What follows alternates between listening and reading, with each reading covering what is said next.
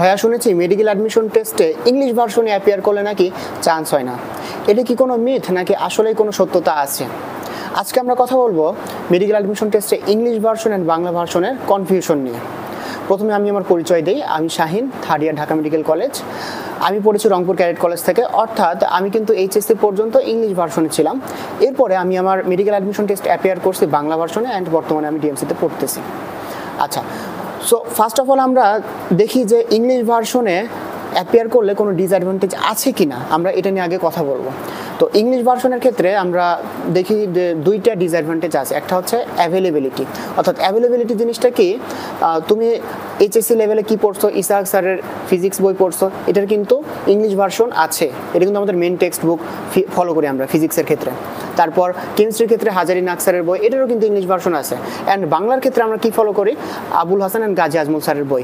But এই দুইটার ক্ষেত্রে কিন্তু কোনো ইংলিশ ভার্সন বই নাই। অ্যান্ড ম্যাথের ক্ষেত্রে কিন্তু 30 মার্কস আসে বায়োলজি থেকে, অর্থাৎ এখানে কিন্তু একটা রিসোর্স বা অ্যাভেলেবিলিটির সংকট আছে। যদিও আলিম স্যারের ইংলিশ ভার্সন বই আছে, কিন্তু সবথেকে প্রিফারেবল যে টেক্সট বুকটা সেটা হচ্ছে আবুল হাসান অ্যান্ড গাজী আজমল স্যারের বই। অ্যান্ড এখান থেকেই কিন্তু মোস্ট অফ দ্য কোশ্চেন্স আসে মেডিকেল অ্যাডমিশন টেস্টে। বাট কোচিং সেন্টারগুলোতে তুমি কিন্তু ইংলিশে ট্রান্সলেট করা বইগুলো পাবা, মানে ওইখানে দেখবা যে হচ্ছে আবুল হাসান গাজী আজমল স্যারের বই থেকে যে ইনফরমেশনগুলো, এগুলোই কিন্তু ইংলিশে ট্রান্সলেট করে তুমি সেখানে পাইতেছো। বাট টেক্সট বুক তো টেক্সট বুকের তো কোনো বিকল্প নাই, তাই না? তো এখানে কিন্তু একটা রিসোর্সের যে ঘাটতি, এটা দেখা যাইতেছে। এরপরে মেডিকেল অ্যাডমিশন টেস্টের যে কোশ্চেনটা কিন্তু বাংলা ভার্সনেই করা হয়, এরপরে ওটাকে ট্রান্সলেট করা হয় ইংলিশ ভার্সনের যারা অ্যাপিয়ার করবে তাদের জন্য ট্রান্সলেট করা হয়। তো এই ক্ষেত্রে ট্রান্সলেশনে কিছু সমস্যা দেখা যাইতে পারে। কীরকম সমস্যা, এখানে মনে করো যে টার্মগুলো তুমি হচ্ছে ইংলিশ ভার্সনে পড়ছো, দেখা যাবে যে ওই টার্মগুলো ওখানে নাই, ওখানে অন্য একটা টার্ম, নতুন একটা টার্ম ইউজ করা হয়েছে, তাই না? তো এরকম সমস্যা, কোশ্চেনের সমস্যা পাবা তুমি 2 থেকে 3টা। খুব যে একটা প্রবলেম হবে এই ক্ষেত্রে এরকম না, কিন্তু মেন প্রবলেমটা কিন্তু ওই যে রিসোর্স যেটা বললাম এখানেই দেখা যাবে। এরপর আমি আমার নিজের কথাটা বলি। আমি হচ্ছে ক্যাডেট কলেজে যখন ছিলাম, আমি কিন্তু বাংলা ভার্সনের বইগুলোই পড়তাম এইচএসসি লেভেলে। শুধু আমি না, আমার যে ক্লাসমেটগুলো ছিল তারাও কিন্তু বাংলা ভার্সনের বইটাই পড়তো। অর্থাৎ আমরা হচ্ছে বাংলা ভার্সনের বইটা পড়তাম, বাট যখন এক্সামে অ্যাপিয়ার করতাম, টার্ম পরীক্ষাগুলো দিতাম, তখন আমরা ইংলিশে ট্রান্সলেট করে লিখতাম।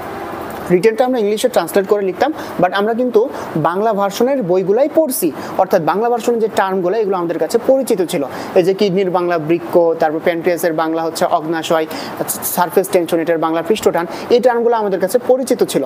তো তোমরা যারা ইংলিশ ভার্সনে আছো অ্যান্ড চিন্তা করতেছো যে বাংলা ভার্সনে অ্যাপিয়ার করবা, মানে এই সমস্যাটা, যে দুইটা সমস্যা বললাম, এই দুইটা সমস্যার কারণে তাদেরকে অবশ্যই বাংলা টার্মগুলোর সাথে পরিচিত থাকতে হবে। তার মানে তুমি এইচএসসি 25 ব্যাচ যারা আছো, তারা সামনে 2 থেকে 3 মাস আছে তোমাদের এইচএসসির জন্য, অ্যান্ড 26 ব্যাচের তো 1 বছরেরও বেশি সময় আছে। তো তোমরা যদি দেখে থাকো, মানে তোমরা যদি বাংলা ভার্সন বইগুলা একবারও পড়ে থাকো এবং নাও পড়ে থাকো, তোমরা এই টাইমটাতে পড়বা। পড়ে যদি তোমাদের কাছে মনে হয় যে হ্যাঁ ঠিক আছে, এই টার্মগুলো আমাদের কাছে ইজি লাগতেছে, এই টার্মগুলো আমরা পারবো, এই বাংলাতে আমরা অ্যাপিয়ার করলে সুবিধা হবে, তাহলেই তোমরা অ্যাপিয়ার করবা। আমি আবারও বলি, এইচএসসি 25 ব্যাচ অ্যান্ড 26 ব্যাচ যারা আছো, তারা যদি কেউ অলরেডি দেখে থাকো বাংলা ভার্সনের বইগুলো অ্যান্ড তোমার কাছে যদি ইজি লাগে, তাহলে তো হইলই। বাট কেউ যদি এরকম থাকো যে এখনও দেখো নাই, তোমরা বাংলা ভার্সনের বইগুলো দেখো। দেখে যদি মনে হয় যে তোমরা আসলে পারবা, তোমাদের কাছে টার্মগুলো ইজি লাগতেছে, তোমরা ওগুলো পড়ে ওই টার্মগুলোর সাথে বা বাংলা ভার্সনের বইগুলোর সাথে নিজেকে একটু অ্যাডজাস্ট করো। অ্যাডজাস্ট করতে পারলে এরপর তুমি ইংলিশ ভার্সন থেকে বাংলা ভার্সনে শিফট করে অ্যাডমিশনটা দিতে পারবা। কিন্তু এরকম যদি কেউ থেকে থাকো, অর্থাৎ ছোটোবেলা থেকে তুমি ইংলিশ ভার্সনেই পড়তেছো অ্যান্ড এইচএসসি লেভেলেও তুমি ইংলিশ ভার্সনেই পড়ছো, বাংলা ভার্সনের বই তুমি কখনোই দেখো নাই, বাংলা ভার্সনের বইগুলো তোমার কাছে পরিচিত না, বাংলা টার্মগুলো তোমার কাছে আরও কঠিন লাগে, তাহলে তোমার আসলে দরকার নাই। কেননা এই অ্যাডমিশন সিজনে দেখবা, অ্যাডমিশন সিজনে আমরা 3 মাস পাই। 3 মাসে এত বেশি পড়াশোনা কাভার করতে আমরা কিন্তু মানে হাঁপিয়ে যাই। এরপরে যদি দেখা যায় যে বাংলা টার্মগুলো শেখার জন্য তোমাকে এক্সট্রা টাইম দিতে হচ্ছে, এক্সট্রা প্রেশার দিতে হইতেছে, তাহলে কিন্তু তোমরা আসলে পারবে না, তাই না? তাহলে ওই টাইমে ওই বাংলা টার্ম শিখতে যে তোমার আসলে পুরাটাই তুমি যাবা।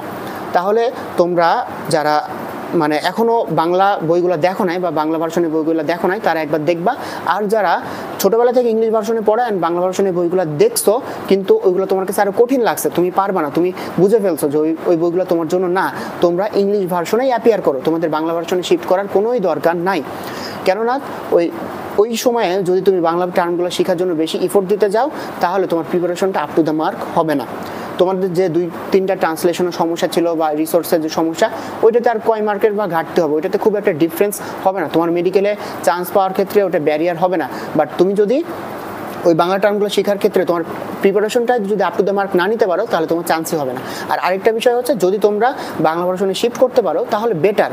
কেন বেটার? কারণ কোচিং সেন্টারগুলোতে দেখবা যে ওখানে কিন্তু বাংলা ভার্সনেই most of the coaching centre পড়ায়, ঠিক আছে? ইংলিশ ভার্সনে যে কোচিং সেন্টারগুলো, এগুলো কিন্তু এতটাও অ্যাভেলেবল না, বাংলা ভার্সনেই কিন্তু ওইখানে পড়াচ্ছে।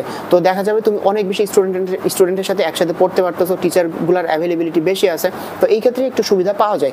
বাট তুমি যদি অ্যাডজাস্ট না করতে পারো, অবশ্যই তুমি ইংলিশ ভার্সনে অ্যাপিয়ার করবা। অ্যান্ড ইংলিশ মিডিয়াম যারা, তারা তো আলাদা, তারা তো ইংলিশ মিডিয়ামে অ্যাপিয়ার করবে, তাদের তো আমরা কাউন্টে রাখতেছি না।